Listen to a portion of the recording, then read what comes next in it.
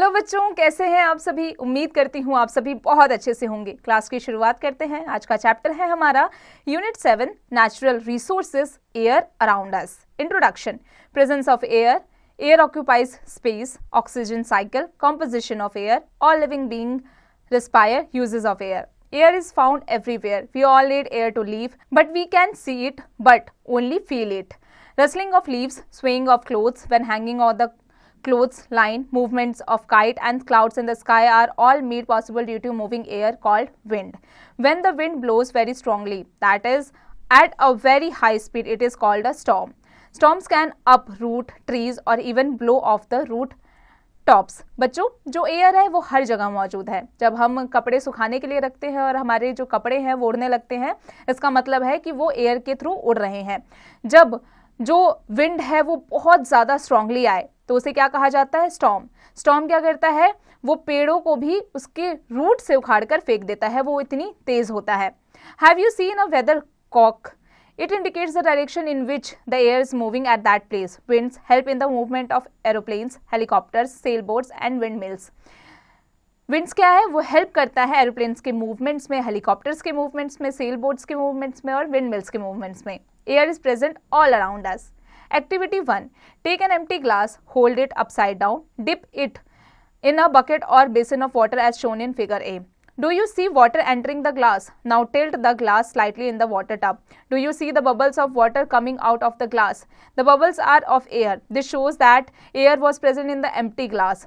The glass was filled with air. When you turned it upside down, water could not enter the glass as there was no space inside the glass. When the glass was tilted, the air inside the glass escaped out and water could then enter the glass.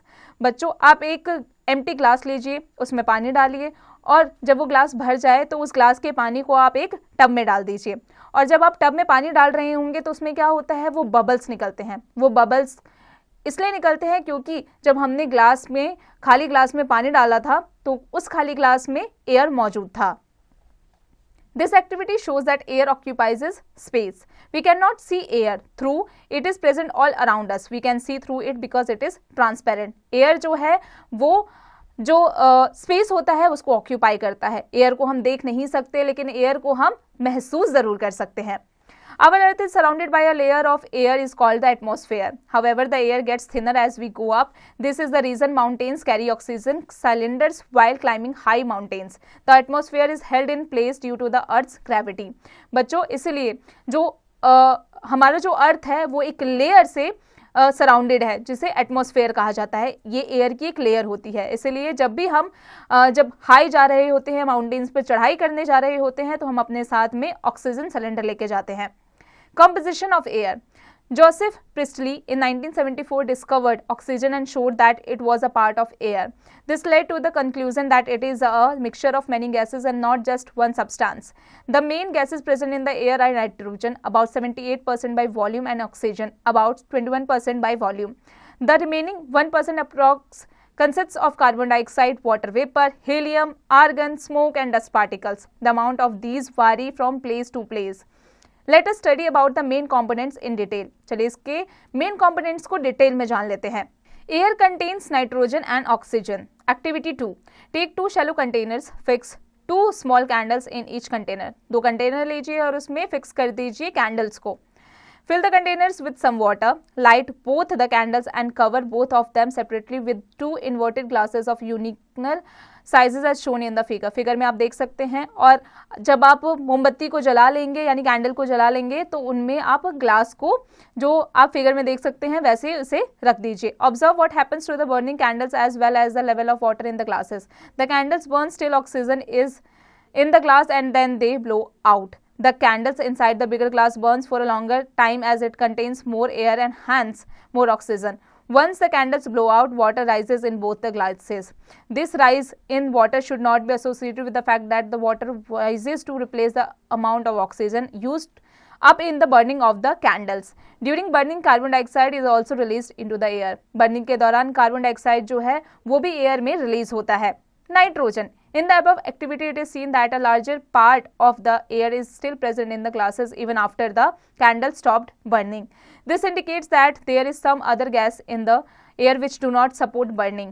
This gas is nitrogen. It is 4/5 of the total air. ये 4/5 होता है total air का, और ये क्या करता है, ये एयर में ऑक्सीजन की मात्रा को कम करता है नाइट्रोजन, ताकि जो आग है वो ज़्यादा ना जले.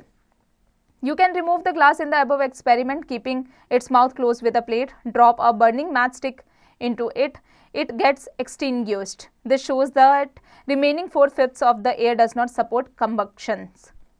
Activity 3. Take a glass of water, add few ice cubes in it, let it stand for some time at room temperature. What do you observe after a few minutes? You will see some small drops of water on the outer surface of the glass. This is because of the water vapor present in the air that condenses on the cold surface of the glass and forms the drops of water. एक glass लीजिए, उसमें ice cubes डाल दीजिए और फिर आप उसे एक रूम टेम्परेचर के हिसाब से रख दीजिए. फिर आप क्या ऑब्जर्व करेंगे, कुछ देर बाद आप देखेंगे कि कुछ जो स्मॉल पोर्सेस हैं वाटर के वो ग्लास पर आ चुके हैं. और ये इसलिए होता है क्योंकि एयर में जो वाटर वेपर मौजूद होता है वो क्या करता है, कोल्ड सरफेस के ग्लास के ड्रॉप्स वाटर को वहाँ पर वो मौजूद कर देता है. अब आ जाते हैं वाटर वेपर पर. As we have already learned in the previous chapter, the water vapor in the air plays an important role in the water cycle in the air. जो हमने पढ़ा प्रीवियस क्लास में कि वाटर वेपर जो है वो water cycle में जो एयर में मौजूद होता है उसमें वो अहम भूमिका निभाता है. The amount of water vapor in the air is called humidity. It varies from place to place and also from time to time. The level of humidity is highest in the monsoon region. Cities situated near the sea like Mumbai have highly humidity than Delhi throughout the year. जो मुंबई है क्योंकि वो सी area है इसलिए वो काफ़ी humidity रहता है, वहाँ पर काफ़ी ह्यूमिड रहता है वो पूरे साल तक दिल्ली के मुकाबले. अब आ जाते हैं let's remember. Fill in the blanks with the correct words. बच्चों इसकी प्रैक्टिस आप खुद से कीजिएगा. बच्चों आ जाते हैं कार्बन डाइऑक्साइड पर. Air contains 0.03% of carbon dioxide. Human beings, animals and plants take in oxygen and give out carbon dioxide during respiration. जितने भी ह्यूमन बींग्स होते हैं वो रेस्पिरेशन के दौरान जो कार्बन डाइऑक्साइड है उसको रिलीज करते हैं और ऑक्सीजन को इनहेल करते हैं. During burning also oxygen is used up and carbon dioxide is given up. This is the reason we may feel suffocated if some material is burning in a closed room with no ventilation. इसलिए हमें suffocation होता है क्योंकि जब burning हो रही होती है तो कार्बन डाइऑक्साइड रिलीज किया जाता है और ऑक्सीजन जलाने में काफी काम आता है. Activity 4. Take some lime water in a dish and keep it uncovered. Observe 4 to 5 hours. What do you notice? You will see a milky crust on the surface of the lime water. This is because the carbon dioxide present in the air turns the lime water milky. बच्चों एक आप dish में lime water को लीजिए और उसको 4 से 5 घंटे के लिए छोड़ दीजिए. अब आप क्या देखेंगे, आप देखेंगे कि उस लाइम वाटर के सरफेस पे एक मिल्की लेयर जमा हो गया है. और ये क्यों हुआ है, ये इसलिए हुआ है क्योंकि कार्बन डाइऑक्साइड जो एयर में मौजूद है उसकी वजह से जो लाइम वाटर है वो अब मिल्की हो चुका है. Dust and smoke. They are dust particles. This shows that air contains dust particles. The amount of dust particles varies from place to place and from time to time. Air also contains smoke. This smoke comes from the vehicles and factories and burning fire. This is the reason policemen wear masks when regulating traffic, especially in crowded crossings. इसलिए जो policeman होते हैं वो traffic में mask पहन के रहते हैं. Activity 5. Have you imagined a beam of light entering your room in the morning?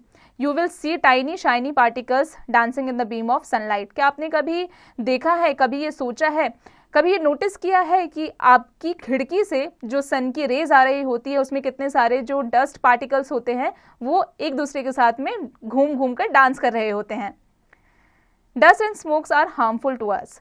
We must always breathe through the nose. In the nose there are fine hairs and mucus which act as filter and prevent the dust particles from getting into our respiratory system. बच्चों क्या आपने सोचा है कभी कि हम नाक से ही सांस क्यों लेते हैं? हम नाक से सांस इसलिए लेते हैं क्योंकि हमारे नाक में जो हेयर्स होते हैं, जो म्यूकस होते हैं वो डस्ट पार्टिकल्स को रोक लेते हैं और हमारी बॉडी के अंदर नहीं जाने देते हैं. Thus, we have seen that air contains some gases, water vapor, dust and smoke. Facts to know.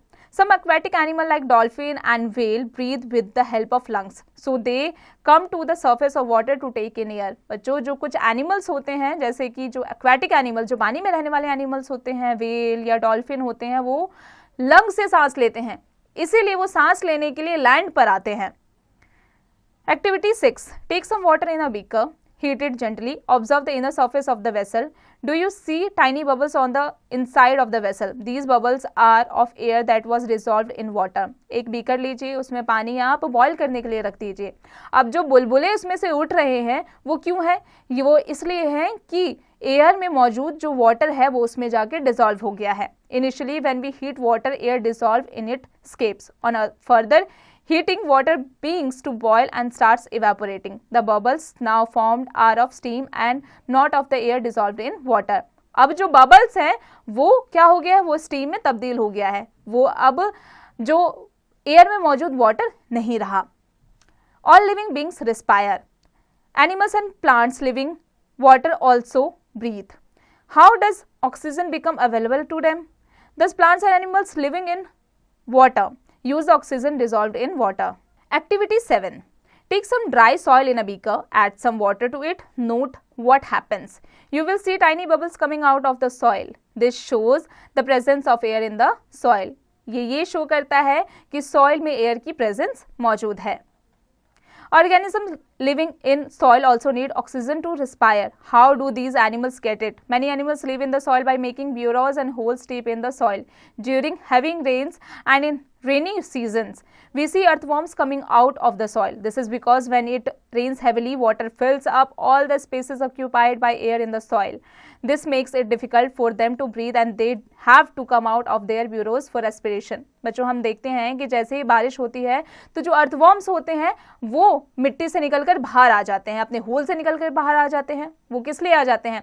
क्योंकि जब बारिश होती है तो उन होल्स में पानी इकट्ठा हो जाता है और वो उनके ब्रीदिंग में डिफिकल्टीज हो जाती है. तो इस वजह से क्या होता है, जो अर्थवॉर्म्स होती है वो ब्रीद करने के लिए लैंड पर आ जाती है, वो सॉइल से निकलकर बाहर आ जाती है. बच्चों आगे बढ़ने से पहले आ जाते हैं फैक्ट्स टू नो पर. We can see dust and smoke particles present in the polluted air. Polluted air में हम डस्ट पार्टिकल्स और स्मोक को देख सकते हैं. The oxygen cycle. How is that the percentage of oxygen the air remains the same through a lot of it get removed from the air during respiration and combustion. This is because plants produce oxygen during photosynthesis, which is added to air. Plants also use oxygen for respiration. However, the amount of oxygen produced during photosynthesis is much more than that used up in respiration. The balance of oxygen in the air is maintained by consumption of oxygen through respiration. बच्चों अब आ जाते हैं let's remember पर. Write T for true and F for false statements. बच्चों इसकी practice आप खुद से कीजिएगा. क्लास में आगे बढ़ते हैं और आ जाते हैं in plants and animals and by its releases during photosynthesis. This is called the oxygen cycle. इसे ऑक्सीजन साइकिल कहा जाता है. This is also shows the plants and animals are interdependent on each other. और ये show करता है कि जो प्लांट्स और एनिमल्स हैं वो एक दूसरे पर निर्भर करते हैं.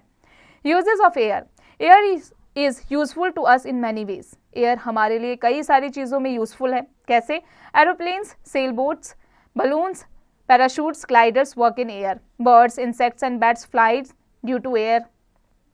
Air helps in the dispersal of seeds. It helps in the pollination of several flowers. Air helps in winnowing. Air plays an important role in the water cycle. Tubes, balloons, tires are all filled with air. The wind makes the windmill rotate. The windmill is used to draw water from tube wells and also to run floor mills. These days windmills are used to generate electricity. दिनों जो windmills होते हैं वो electricity generate करने के लिए उनका इस्तेमाल किया जाता है. बच्चों अब आ जाते हैं ग्लॉसरी पर. एटमॉस्फेयर यानी the gaseous envelope surrounding the earth. Composition of air. Components of air. Oxygen a colourless, odorless and tasteless gas essential for breathing and burning. Nitrogen, an inert gas which makes up major part of the air. Smoke, composition of gases and dust particles. Windmill, an arrangement which runs on air. Summary, air is found everywhere. We cannot see it but we can feel it. Moving air is called wind. The layer of air surrounding the earth is known as atmosphere. Air is a mixture of gases. Besides gases, water vapor and dust are also present in it. Air is present in water and soil. Air occupies space. Oxygen helps in burning. It is necessary for living organisms. Aquatic animals use dissolved air in water for respiration. Plants and animals depend on each other for supply of oxygen and carbon dioxide. Air is useful to us in many ways. बच्चों अब आ जाते हैं exercise पर। बच्चों अब आप इसके एक्सरसाइज की प्रैक्टिस खुद से कीजिएगा।